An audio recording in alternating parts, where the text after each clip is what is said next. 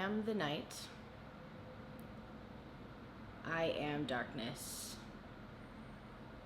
I am Batman. Hi everyone, my name is Tamara Chambers, and this is Tamara's Never Seen. And today I am watching Raising Arizona for the very first time. Raising Arizona has always been on my list, and it's just one that kind of always flew under the radar.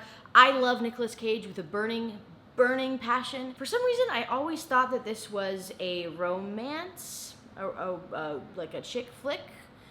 I always kind of thought that it was like City of Angels, which I've also never seen, so I don't know why I was comparing two movies that I've never seen. I'm really excited to watch it. Let's get into it.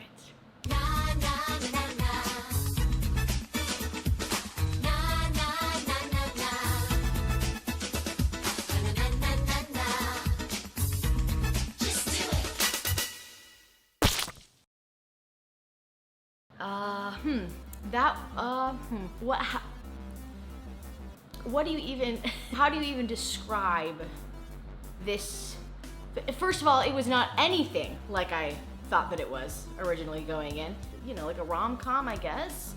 But it wasn't. But it kind of was. Before you even get the Raising Arizona on screen, it's going 5 billion miles a minute. We get Nicolas Cage, who is going in and out of jail, and we have Ed, who is his romantic interest, and she works at the prison. I love him. He's very chaotic. He's getting his mugshot taken, and he's like, let me know how those turn out, and he slaps his ass and is drug away, and it's so great. Then the second time he goes into jail, she's crying and she's taking his mugshot, and he's like, what's wrong? She's like, my fiance left me, or she said my fiance, or something hilarious.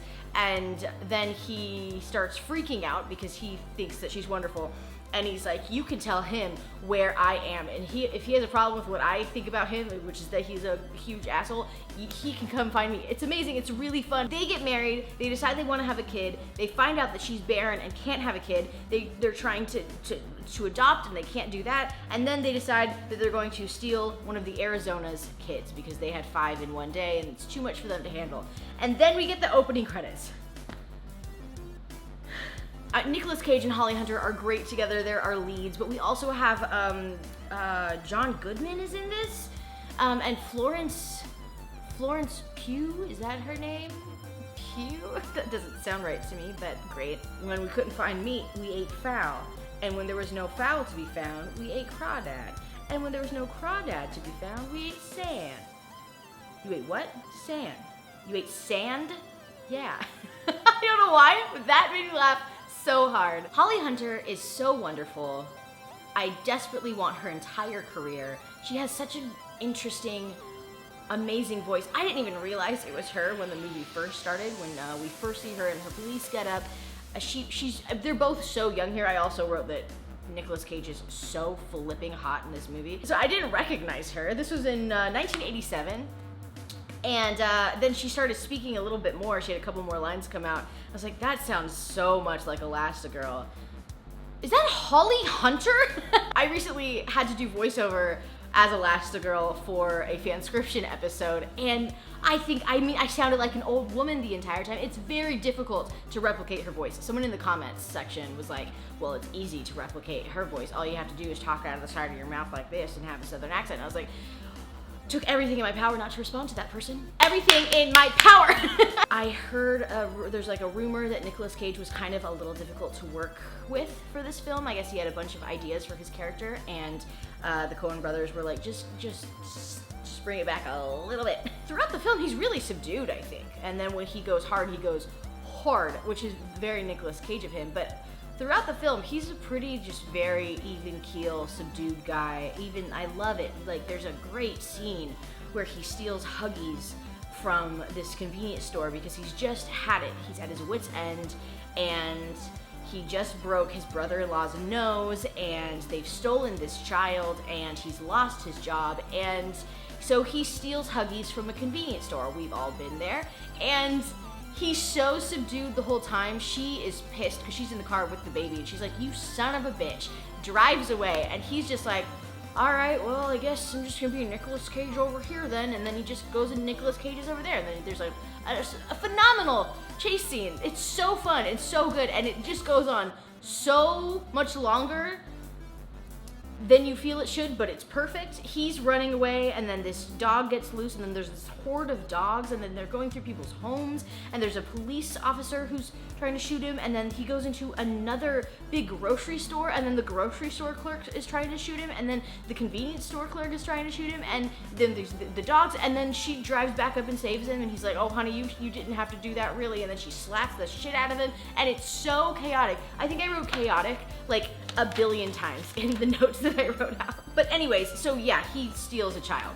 And the weird thing about it is it's her idea, basically, is that they see that they have 5 kids, the Arizonas have 5 children, and they're like, that's too much for them to handle. The Lord gave them more than they can handle, and the Lord gave us jack shit. The kids' names are hilarious. It's like Barry, Larry, Jerry, Terry, and Nathan Jr.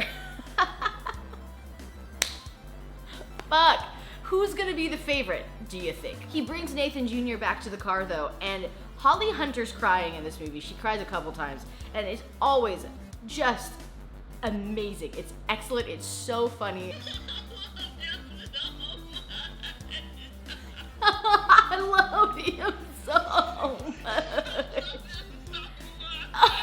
Then there's another birth, which is John Goodman aggressively coming out of this muddy earth, and then he pulls out another convict, and they're escaping from jail, and then they go to Ed and Hi's house, and it just sucks.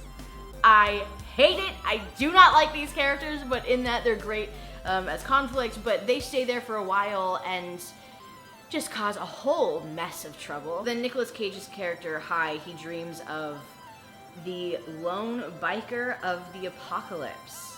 You always become what you fear the most, apparently. But that biker, he's a bounty hunter, and he's looking for the convicts, and then he also gets himself looking for the child, Nathan Jr., who's now missing. Ed's sister comes over with her husband, and they want to see the baby, and they bring their 7,000 kids along, and it's pure chaos.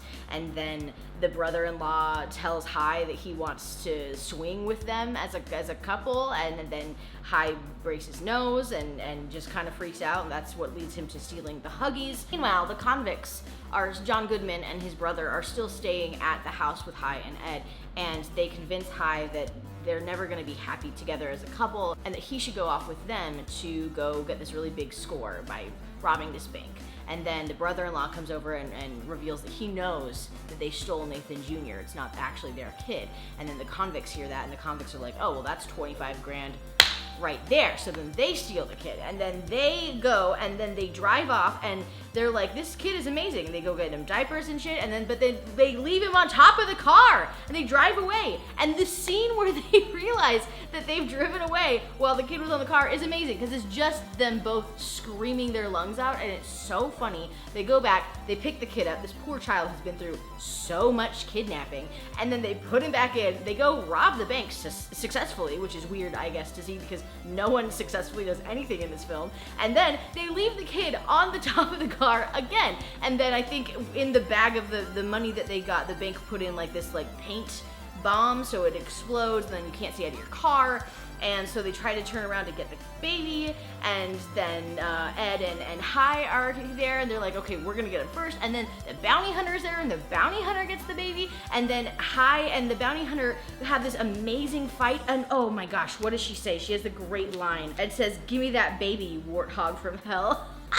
And on the way here, Ed is like, we should not be together. Hi, if we get this baby back safe and sound, I still don't think that we should be together as a couple.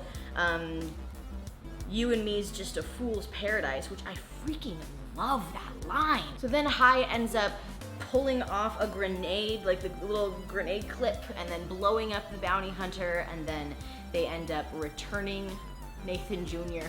to the Arizona's house. It's just a beautiful scene, because Nathan Arizona comes in, and he's got a gun. He's like, what the hell are you guys doing? Who are you? Ed is like, we don't want a reward, just can I look at him for a bit more? And then Nathan's like, oh, you're the one who stole the kid. Why? They tell him, and then he's like, well, you know, what a beautiful couple you make. And then he totally keeps them together, and he's super gracious. They stole his fucking kids, so. wouldn't have been that gracious. And then the last shot is you see Ed and Hi in bed together, and he's talking about this dream that he's having, and it actually made me cry. This batshit crazy movie that never stops, never gives you a moment to catch up, made me cry because he dreams of his brother-in-law kind of getting what was coming to him. He dreams of his convict friends going back to jail because they just weren't ready.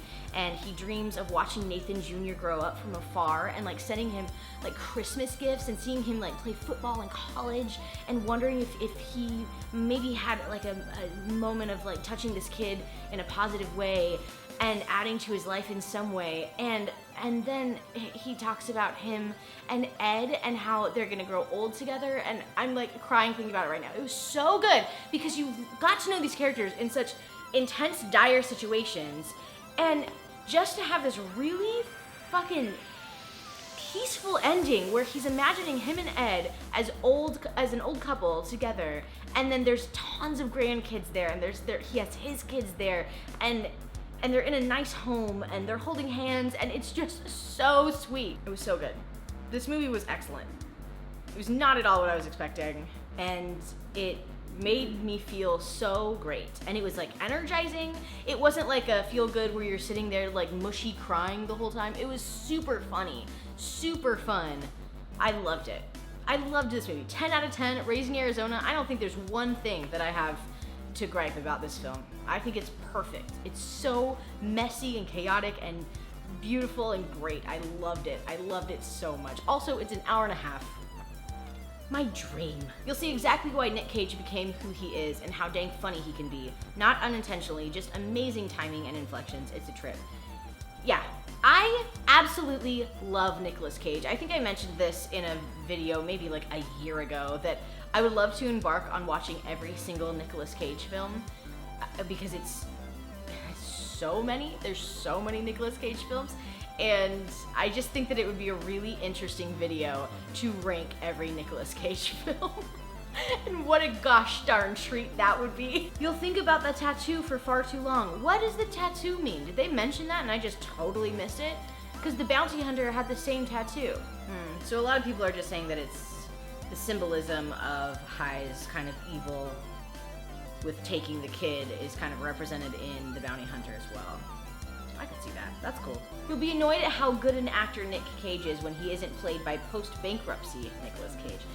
Yeah, I wish that Nicolas Cage wasn't known for being in all these shit films because he is phenomenal. He is a great batshit crazy actor, and I think it takes a lot of guts to do that on film and do it well. I noticed that acting is, especially film acting, is so it's all very subdued and it's all very intense and like smoldering and just brimming on the surface, but no one explodes like him. No one takes it crazy and outrageous. And I mean, I fucking explode in my real life. I'm like a very animated, huge person, but when I'm film acting, I tone it down so much, and that takes fucking guts to just be like this huge character that's still super believable and still so well done.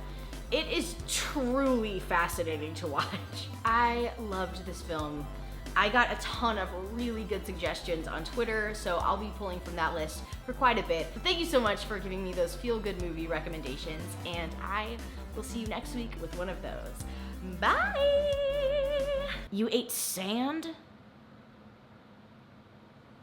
It's gross.